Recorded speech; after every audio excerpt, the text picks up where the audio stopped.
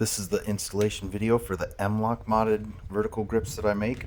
These will ship with all necessary hardware to mount, hex key, slot nut, which I'll talk about more in a second here, but this will already be installed on the grip.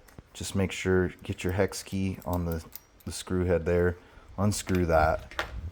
You shouldn't need to take the insert out for any reason, but if you do, when you're tightening it back up, there should be a little gap left here, but you're mainly looking for 3/16 of an inch of the screw exposed, and that's going to allow for the handguard thickness and the thickness of the slot nut here. So 3/16 of the screw exposed. So the slot nut, I designed this and had it CNC made. It's got a little lip on the one side, and that's the side that actually slides down into the m-lok slot and engages it, so there's zero movement at all. And I'm going to use this one for demonstration purposes, but they all will come hard coat anodized.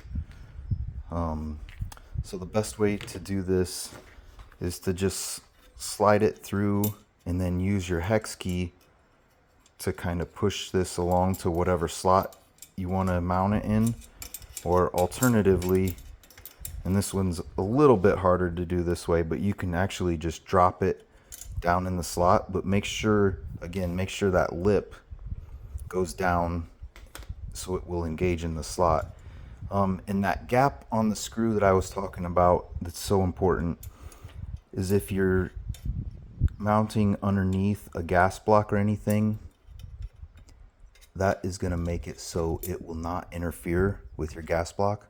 But you'll get that into a slot and then put your hex key in and engage that screw. And then when you're tightening this, you want to lift up and screw at the same time, and that's gonna make sure that you can lock that in. And then when you're tightening it, you want to just go to hand tight, and then you can go up to 1/4 of a turn. Don't drop my hex key. Don't go past that. It's not necessary. 1/4 of a turn is more than enough. And then I forgot to mention this, but there's two holes on the slot nut, and that's going to allow for more customization, like where you want to mount it on the handguard. So if you put with the holes facing forward, it'll mount further forward on the slot, and then of course there's a middle position, or you can flip it and it'll be a rear bias, so you can mount it pretty much anywhere you want on the whole handguard. And then depending on which way you have the slot nut oriented, you can even customize it even more right there. But that's pretty much the install video for the m-lok. Thanks.